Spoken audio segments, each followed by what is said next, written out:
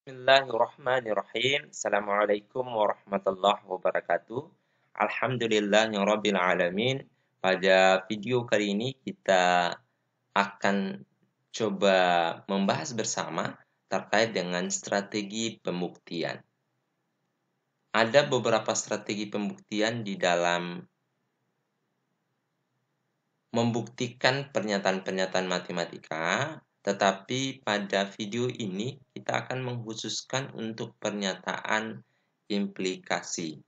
Baik, ada 3 hal yang coba kita pahami bersama. Yang pertama adalah kita mampu memahami pernyataan-pernyataan dalam matematika. Kemudian yang kedua adalah kita mampu menjelaskan strategi pembuktian untuk pernyataan implikasi. Kemudian selanjutnya adalah kita mampu membuktikan dengan menggunakan strategi tersebut. Baik, kita melangkah pada poin yang pertama, yaitu pernyataan matematika. Pernyataan-pernyataan di dalam matematika itu kurang lebih ada 10 istilah yang sering kita dengar. Kita mulai dari istilah yang pertama adalah definisi. Jadi kalau kita berbicara definisi, maksudnya adalah sifat atau ciri yang menggambarkan secara menyeluruh suatu pernyataan. Sebagai contoh misalkan begini, ada seorang anak yang memiliki karakter, yang memiliki visualisasi yang unik, misalkan dia kalau pakaiannya nyentrik, misalkan ya, baju merah, celana kuning misalkan. Artinya ketika seseorang menyebutkan, oh kenal ini tidak, dia sering pakai baju merah, celana kuning, maka secara otomatis kita langsung bisa menunjukkan bahwa oh pasti ini. Itulah definisi. Ketika menyebutkan definisinya, maka kita bisa mengatakan bahwa oh ini bentuknya seperti ini. Dalam konteks matematika, definisi ini sebagai contoh misalkan seperti ini. Misalkan definisi dari jajar genjang itu merupakan segi 4 yang memiliki tepat 2 pasang sisi sejajar. Ya, yang memiliki tepat 2 pasang sisi sejajar. Artinya apa?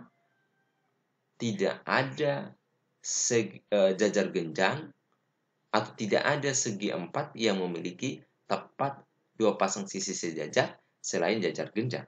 Bahkan persegi panjang belah ketupat itu merupakan bagian juga dari jajar genjang itu sendiri. Kemudian yang kedua adalah teorema. Teorema ini adalah pernyataan penting yang harus dibuktikan melalui penalaran yang valid.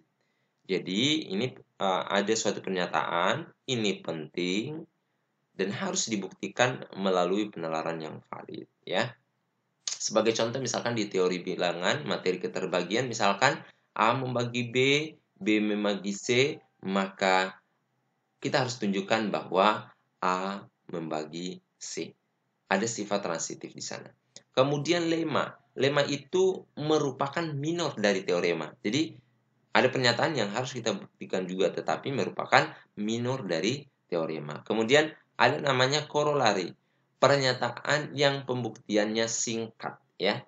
Itu korolari. Nanti Anda coba cari contoh-contoh masing-masing ini. Kemudian ada proposisi, yaitu suatu pernyataan matematika yang telah dibuktikan dan menarik, tetapi kurang penting, ya. Gitu. Kemudian pernyataan yang keenam ada namanya konjektur, yaitu pernyataan yang belum dibuktikan tetapi dipercayakan kebenarannya. Nah, bagian ketujuh adalah klaim, suatu pernyataan sisipan yang kemudian dibuktikan. Yang kedelapan, ini juga yang akan sering Anda temui, ya. Jadi, seperti misalkan definisi, ya, kemudian teorema, lemma, ya, korolari, ya, kemudian aksioma, ini akan Anda sering jumpai, ya. Kalau teorema itu harus dibuktikan, sementara aksioma itu adalah sudah dianggap benar. Jadi tidak perlu kita buktikan. Sebagai contoh misalkan di geometri seperti ini. Ya, yang melalui 2 titik itu tepat dibuat 1 garis. Ya. Yang melalui 2 titik itu tepat dibuat 1 garis. Jadi tidak mungkin ada 2 garis kalau di 2 titik. Itu adalah aksioma yang tidak boleh kita bantah lagi kebenarannya. Kemudian selanjutnya adalah identitas. Nah, ketika kita berbicara identitas, maka tentu kalau kita pribadi, identitas itu berarti adalah diri kita, ya. Ekuivalensi, ekuivalen, sama.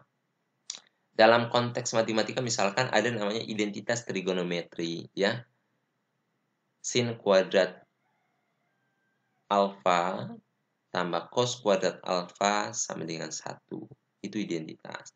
Kemudian lagi misalkan A, ya, misalkan I, identitas itu sama dengan A dikali A inverse. Dan masih banyak lagi contoh yang lainnya. Kemudian yang ke-10 adalah paradoks. Suatu pernyataan yang ditunjukkan dengan aksioma dan definisi bisa bernilai benar dan bisa bernilai salah atau memiliki kontradiksi. Inilah pernyataan-pernyataan yang kemudian akan sering Anda jumpai di dalam membuktikan, ya, atau di dalam belajar matematika, khususnya untuk definisi, teorema, lemma, korolari, aksioma identitas, ya.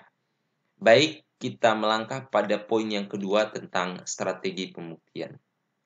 Ketika kita berbicara pembuktian, seorang filosofi Yu Aimanin dalam bukunya A Course in Mathematical Logic menyatakan bahwa a good proof is one that makes use wizard.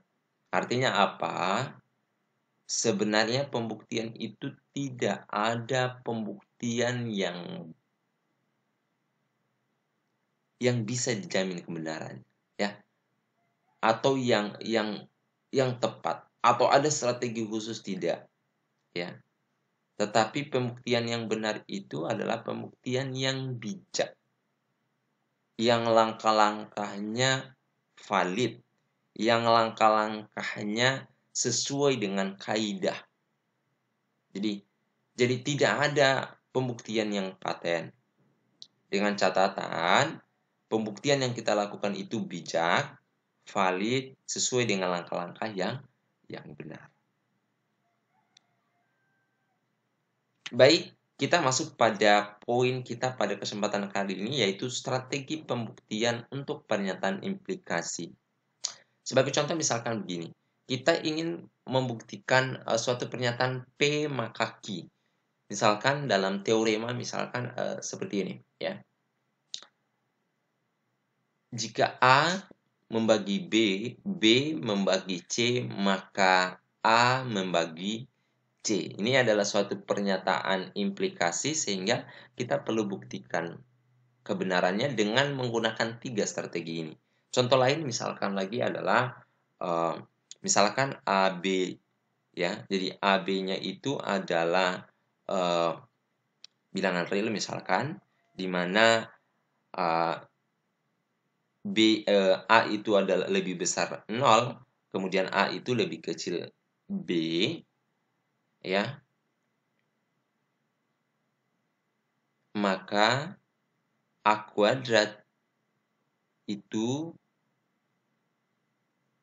ya, A kuadrat itu lebih besar dari B kuadrat. Maka ini kita juga buktikan. Nah, ada 3 strategi yang bisa digunakan untuk membuktikan pernyataan yang sifatnya implikasi. Yang pertama adalah langsung, yang kedua adalah kontraposisi, yang ketiga adalah tidak langsung, ya.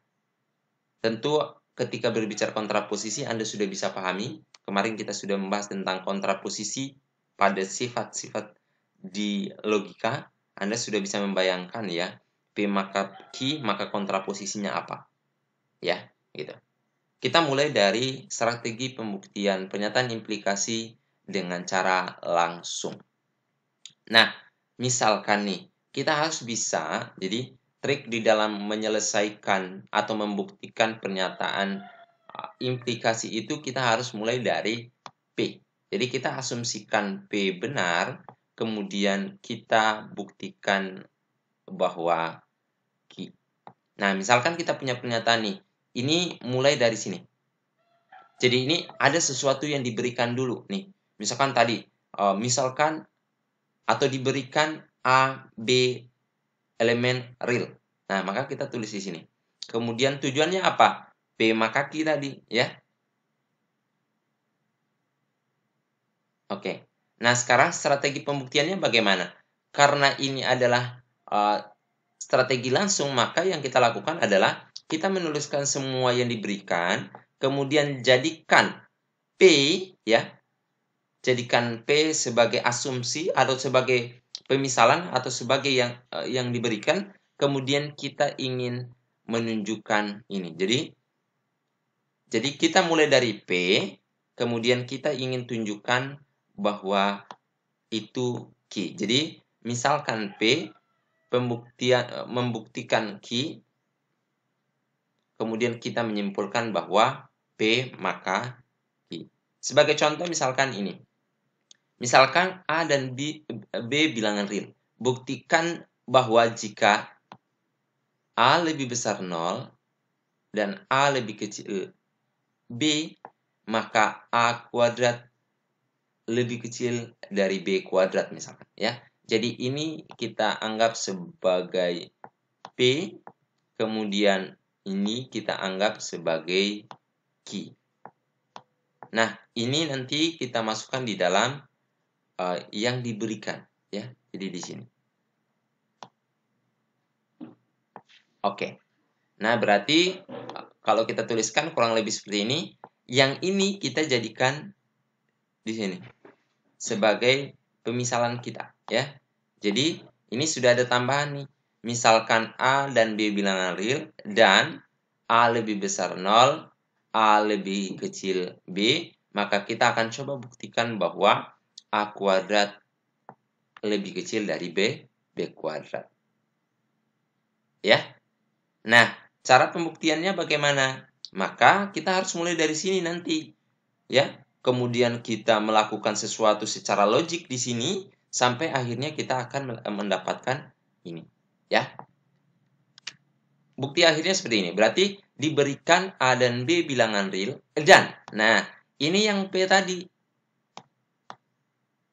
Ini P yang tadi, ya.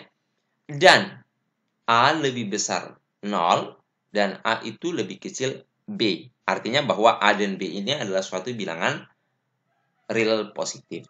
Karena A lebih besar 0, nah ini kita sudah masuk, saya coba partisi ini menjadi 3. Jadi ini sebagai awal, kemudian ini adalah yang warna hitam ini adalah langkah-langkahnya, dan yang ketiga ini adalah kesimpulannya, ya. Jadi ini bagian pendahuluan awal, yaitu diberikan A dan B bilangan real dan A lebih besar 0, A lebih kecil B. Karena A-nya lebih besar 0 atau positif, maka jika kita kali dengan A, ya, jika ini dikali dengan A, maka akan terjadi seperti ini, ya. Karena kenapa? Ini A-nya positif. Kalau dia negatif, maka tandanya pasti berubah. Begitu juga B-nya pasti positif. Kenapa? Karena A-nya positif, sementara A itu lebih kecil dari B. Maka bisa kita pastikan bahwa B lebih besar 0 atau B-nya positif. Kemudian jika kita kalikan dengan B, maka ini akan terjadi. Selanjutnya, ini kita coba urutkan A kuadrat kecil AB. Kemudian AB kecil B kuadrat. Maka ini kita susun kembali menjadi seperti ini. Dengan demikian bahwa kita juga bisa mengatakan dengan menggunakan sifat transitif bahwa A kuadrat kecil A kuadrat kecil AB dan AB kecil B kuadrat, maka kita bisa menyimpulkan bahwa A kuadrat kecil B kuadrat. Pembuktian kita selesai. Karena yang kita lakukan adalah kita mulai dari P, kemudian kita melakukan langkah-langkah yang logik, yang valid, sehingga kita bisa menemukan yang Q. Itu adalah pembuktian secara langsung. Selanjutnya, kita masuk pada strategi kontraposisi. Jadi, kontraposisi itu sebagaimana yang telah kita pelajari sebelumnya bahwa P maka Q, kontraposisinya adalah lingkaran Q maka lingkaran P. Makanya itu, kalau kita punya pernyataan P maka Q, misalkan ini ada sesuatu yang diberikan, ya, maka kita bisa tunjukkan dengan menggunakan strategi ini, kita mulai dari lingkaran Q, kemudian nanti kita akan ketemu lingkaran P. Jadi, misalkan lingkaran Q, kemudian kita membuktikan dengan lingkaran P, sehingga kita bisa menyimpulkan bahwa P maka Q, karena ini merupakan sifat kontraposisi. Bagaimana contohnya? Silakan simak penjelasan saya berikut ini. Misalkan, ya, jadi ini dianggap lagi sebagai yang diberikan di sini, ya. Jadi ini, misalkan A, B, dan C bilangan real, dan A lebih besar B. Kita coba buktikan bahwa jika AC lebih kecil atau sama dengan BC, maka C itu lebih kecil atau sama dengan 0. Baik, pernyataan ini kita coba pindahkan ke dalam bentuk tabel, berarti kita anggap ini yang diberikan atau yang dimisalkan ini. Kemudian tujuannya adalah kita ingin buktikan ini. Lalu dengan menggunakan kontraposisi tadi, ini disebut sebagai P, ini disebut dengan Q, maka kita pindahkan di sini. Ini kita tuliskan kembali sesuai dengan ini. Karena kita menggunakan strategi kontraposisi, maka ini kita ingkari. Artinya bahwa ingkaran dari ini pasti adalah C lebih besar 0. Tujuannya juga kita ingkari, ya. Ingkaran dari ini pasti hasilnya adalah AC lebih besar BC. Ketika kita mulai dari sini, kemudian kita bisa tunjukkan ini, maka kita bisa mengatakan bahwa AC kecil atau sama dengan BC, maka C kecil atau sama dengan 0. Baik, kita coba lihat bukti akhirnya bagaimana. Misalkan, diberikan A, B, dan C bilangan real, dan A lebih besar B, misalkan C lebih besar 0. Ini adalah tidak lain tidak bukan, itu adalah ingkaran Q. Karena A lebih besar B, jika dikali dengan C, ya, jika dikali dengan C, di mana C itu, di sini kita sudah asumsikan bahwa C itu adalah positif. Oke, ketika C-nya positif, maka di sini kalau kita kali dengan C yang ini, maka tidak mengalami perubahan tanda pertidaksamaan. Sehingga kita bisa peroleh ini, AC, B, BC. Yang ini tidak lain tidak bukan adalah ingkaran P. Sehingga dengan demikian kita bisa menyimpulkan ini. Strategi kontraposisi. Kemudian bagian yang ketiga adalah strategi tidak langsung. Jadi di strategi tidak langsung ini kita akan menemukan suatu kontradiksi. Ada pertentangan antara pernyataan yang sudah kita katakan di awal dengan pernyataan yang ditemukan di dalam proses pembuktian secara valid. Sama halnya dengan tadi, misalkan ada sesuatu yang diberikan, kemudian kita ingin menunjukkan ini. P maka Q. Strateginya apa? Kita tetap menuliskan ini di dalam sini. Di sini misalkan. Kemudian ya, kita misalkan P ini, kemudian kita asumsikan ingkaran Q itu benar, dan nantinya kita akan menemukan kontradiksi di dalamnya, pertentangan di dalamnya. Kenapa? Salah dan ingkaran salah, ya, misalkan P dan ingkaran P itu hasilnya adalah salah, ya, P dan ingkaran P itu hasilnya adalah false. Sehingga ada kontradiksi di dalamnya. Nah, contohnya ini saya ambil pernyataan yang sama dengan sebelumnya, ya. Misalkan A, B, dan C bilangan real, dan A lebih besar B, kita coba buktikan bahwa AC lebih kecil atau sama dengan BC, maka C itu lebih kecil atau sama dengan 0. Ini P dan ini Q. Strateginya apa? Strateginya ini kita tulis kembali. Kemudian kita menuliskan kembali yang ini. Dan kita asumsikan ini adalah ingkaran Q. Sehingga apa? Seperti ini. Ya, ini kita tuliskan kembali. Kemudian ini P. Dan ini adalah, ini saya tuliskan ya. Ini P. dan ini adalah ingkaran ki. Yang nantinya kita akan menemukan kontradiksi dari pernyataan-pernyataan ini. Ya. Secara formal kita bisa membuktikan. Jadi ini adalah coretan-coretan di luar pembuktian. Jadi ini namanya analisis pendahuluan yang dilakukan di belakang layar atau yang dilakukan di kertas buram, di kertas cakaran. Sedangkan bukti formalnya adalah seperti ini. Misalkan, diberikan A, B, dan C bilangan real dan A lebih besar B. Misalkan AC lebih kecil sama dengan BC, ini adalah P. Kemudian kita asumsikan bahwa C itu adalah positif. Ini adalah ingkaran Q. Nah, karena A lebih besar B jika dikali dengan C, karena di sini C-nya adalah positif, maka pasti seperti ini. AC lebih besar BC. Kontradiksi dengan P, ya. Kita menemukan ini kontradiksi atau bertentangan dengan P. Dengan demikian apa? Harusnya C itu, jadi harusnya apa? Harusnya C itu lebih kecil atau sama dengan 0. Kalau dia C lebih besar 0, maka ditemukan dua pernyataan yang saling kontradiksi. Di mana kita sudah misalkan di sini bahwa AC itu lebih kecil atau sama dengan BC. Sedangkan kalau kita asumsikan C-nya lebih besar 0, ini kita masukkan, ternyata kita ketemukan AC lebih besar BC. Ini kontradiksi, ya.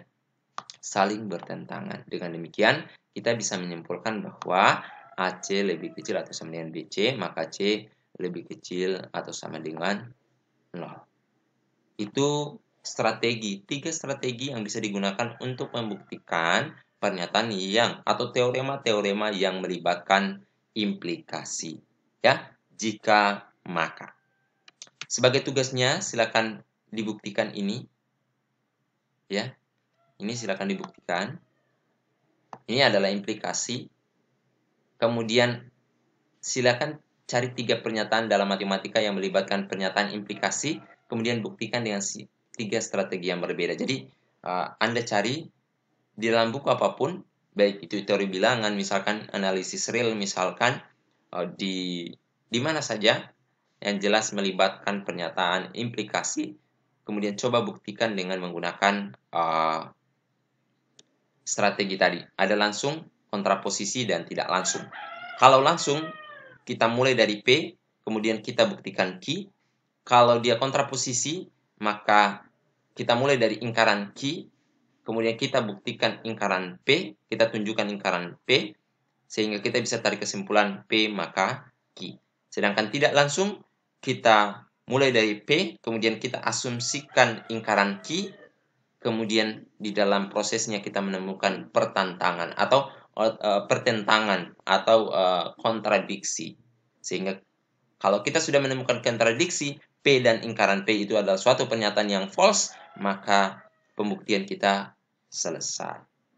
Gitu. Ya. Saya kira penjelasan saya terkait dengan strategi pembuktian cukup sampai di sini. Pada video berikutnya insya Allah nanti kita akan sajikan untuk strategi pembuktian pada pernyataan negasi, biimplikasi, disjungsi, ya, dan lain sebagainya. Mohon maaf atas segala kekurangan. Akhirul kalam, wabillahi taufiq walhidayah. Assalamualaikum warahmatullahi wabarakatuh.